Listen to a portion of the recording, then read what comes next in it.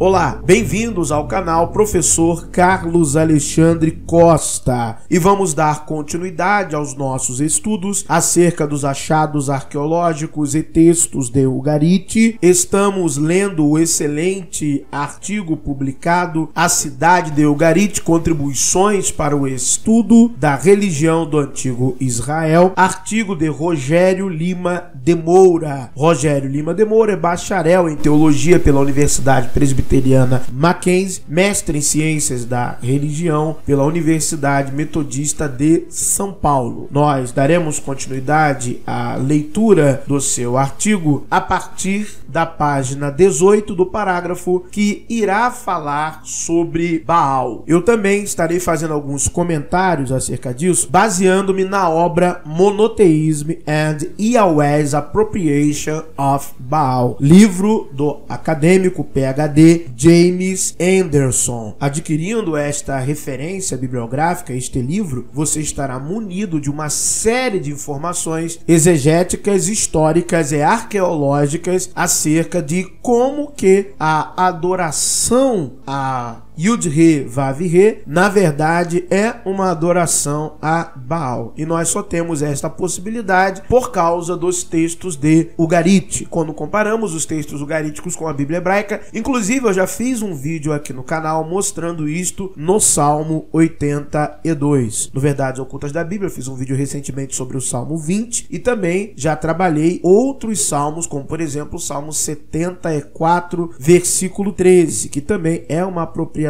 de Baal, além de sentenças também que estão no livro de Jó e no livro do profeta Isaías. Tudo isso eu demonstrei porque eu li esta obra aqui, Monotheism and Yahweh's Appropriation of Baal, do PhD James Anderson, aonde ele vai na história, na arqueologia e na exegese para mostrar claramente isso, até porque, voltando a dizer, os textos de Ugarit são mais antigos que a Bíblia hebraica, querendo o crente ou não, batendo ele com a cabeça na parede ou não, os textos ugaríticos são sim mais antigos que a Bíblia hebraica, o que também chamamos de Antigo Testamento. Baal aparece muitas vezes nas páginas da Bíblia hebraica. Por ser um deus da tempestade e deus guerreiro, competiu com Yahweh por essas atribuições no culto praticado pelos antigos israelitas e judaítas. Nos relatos do personagem Elias, principalmente encontrados no capítulo 18 do primeiro livro dos reis de Israel, narra-se um terrível confronto entre o profeta de Yahweh, o profeta Elias, e os profetas de Baal. Coloca-se diante do leitor ou do ouvinte algumas questões. Quem é Deus de verdade? Quem é o verdadeiro Deus da tempestade, o Deus que concede a chuva, a fertilidade? Os relatos terminam com a vitória de Yahweh e a consequente morte de todos os profetas de Baal e, posteriormente, da rainha fenícia Jezabel, esposa do rei Acabe, que casou com Jezabel para fortalecer laços políticos com os fenícios e que gerou uma maior influência do culto da divindade cananeia no reino do norte. É isso que nós lemos na Bíblia hebraica, mas nós temos diversos problemas com o relato que nós chamamos tecnicamente do ciclo de Elias, quando estamos falando ali da história narrativa do profeta Elias que é mencionada na Bíblia hebraica. Primeiro é que as evidências históricas e arqueológicas nos mostram claramente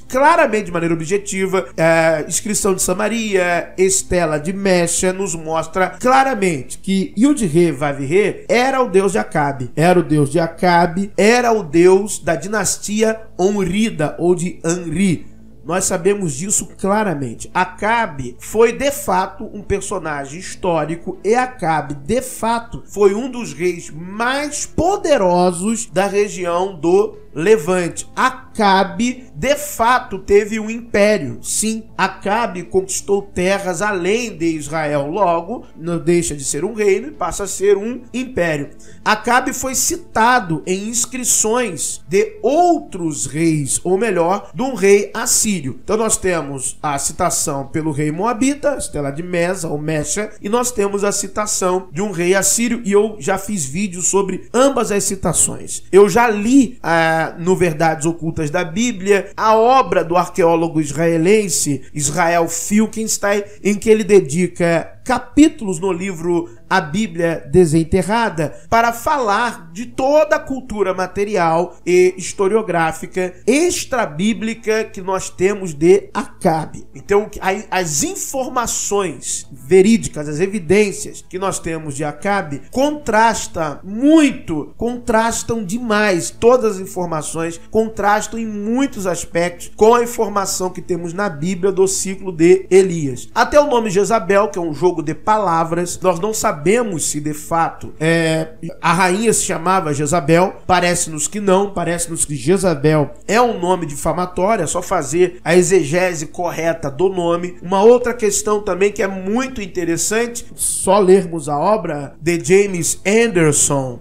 o monoteísmo, já visto de Yahweh e a apropriação, de Baal, ou a apropriação do culto ou da adoração a Baal, que esse é o tema central do livro. Nós veremos claramente que diversas sentenças que estão no ciclo de Baal são dadas a Yud-Heh-Vav-Heh. Então, quando nós juntamos todas estas evidências, vamos fazer a seguinte separação. O crente, o fundamentalista religioso, ele tem apenas a Bíblia. Ele não estuda fora da Bíblia, até porque a CPAD, Editora Vida, jamais vão publicar obras acadêmicas de verdade. A gente vê isso na nossa cara o tempo todo. A editora Paulo, as edições paulinas, que são católicas, são mais comprometidas em publicar coisas científicas, obras de grandes nomes, do que as editoras evangélicas protestantes, que parece-nos que propositalmente publicam obras que só vão do interesse de controle de massa e não da informação de maneira imparcial. Isso é um fato indiscutível. Então, nós vemos claramente que quando nós olhamos toda a cultura material e o texto bíblico, há muitas discrepâncias. E o Yud-Heh-Vav-Heh é também, assim como Baal, um deus da tempestade, um deus da fertilidade. Só que os textos que colocam Yud-Heh-Vav-Heh como um deus da fertilidade, da tempestade, são textos a Baal. Está tudo no ciclo de Baal. O ciclo de Baal Yan e o ciclo de Baal Moti. Até o texto do livro do profeta Daniel, capítulo 7, versículos 13 e 14, mais especificamente ainda o versículo 14, é literalmente um Ctrl-C, Ctrl-V de uma sentença que está no ciclo de Baal. Então o que o Rogério Lima de Moura fala logo aqui no início do parágrafo está correto e ainda vai mais além. Não é que ele aparece muitas vezes na página da Bíblia hebraica. A Bíblia hebraica, quando vai falar de diversos aspectos de Yud-Heh-Vav-Heh, está falando de Baal. Apenas tirou o nome Baal e botou o tetragrama no lugar, botou o nome Yahweh no lugar, botou Yud-Heh-Vav-Heh no lugar. Isso é um fato. Alguns salmos poderiam ter sido compostos em um primeiro momento em louvor a Baal, antes de se tornar um salmo iauísta ou javista. O Salmo 29 louva ao Yahweh do seguinte modo: tributai a Javé, Yahweh e Yud-Heh-Vav-Heh, ó filhos de Deus, tributai a Javé glória e poder, tributai a Javé a glória do seu nome, adorai a Javé no seu esplendor sagrado, a voz de Javé sobre as águas, o Deus glorioso troveja, e Yahvé sobre as águas torrenciais. A voz de Yahvé com a força, a voz de Yahvé com resplendor. O Salmo 29, a gente não vai necessariamente encontrar um paralelo escrito. Nós vamos ver, sim, eu já abri isso, já fiz esse vídeo no Verdades Ocultas da Bíblia, nós vamos ver sim que atribuições, Javé aqui, a voz de Javé troveja, a voz de Baal também troveja, então glória a Baal, vamos ver glória a Javé ali, nós vamos ver que atribuições. Agora, quando a gente pega, por exemplo, o Salmo 74, versículo 13, aí, meu amigo, não tem o que falar, porque literalmente é uma cópia, quase um plágio, é uma cópia de uma sentença que está no ciclo de Baal e Iã. Iã, que é o deus do mar, né? Cananeu, a personificação do mar. Então, não tenho o que falar. Fora também que Yahweh também se apropria de questões voltadas ao Deus El. Vimos no Salmo 82, vimos no Salmo 88, então também ele toma apropriações do Deus El. Então eu sempre venho ensinando de maneira correta, com referências bibliográficas, mostrando historicamente, mostrando arqueologicamente, mostrando exegeticamente, mostrando os maiores exegetas do mundo em suas obras, em suas publicações, que já provaram por A e mais B, não tem discussão.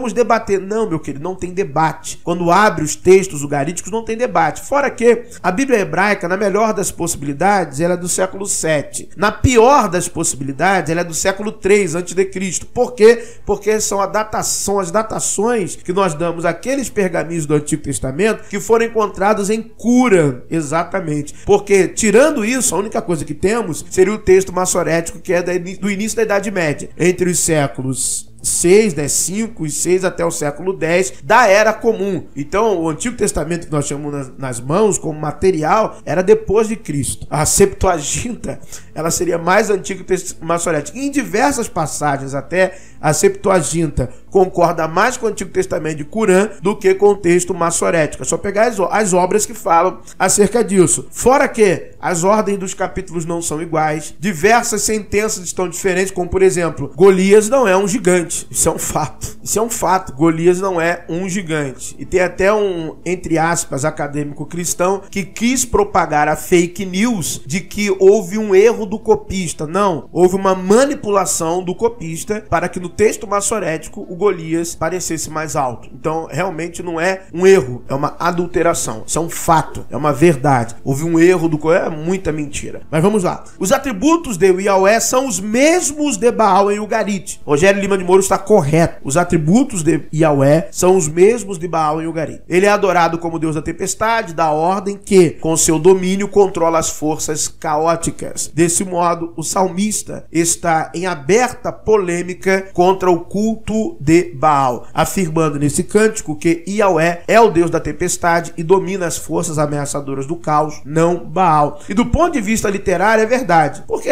os escribas fazem isso, né? Eles tentam pela canetada, né, vamos dizer assim, entre aspas, pela força da pena, mudar a cultura que era do próprio Israel, não era dos cananeus antigos, não, o próprio Israel era politeísta. Hoje todo arqueólogo da região do Levante que trabalha sério sabe disso. Israel era politeísta, pós-cativeiro babilônico, pós-exílio, tenta-se implementar a narrativa monoteísta, já ali no período persa, do Império Aquemênida, tá? Quando eles voltam é que tentam formar uma história de um Israel monoteísta. Se você quer se aprofundar nesse tema, você vai comprar a obra do historiador italiano Mario Liverani, Histórias de Israel e a História de Israel. Ou você também pode comprar o livro do PhD K.L. Noll, Canaã e Israel na Antiguidade. Muito obrigado por terem assistido a mais um vídeo no canal Professor Carlos Alexandre Costa. Um abraço a todos.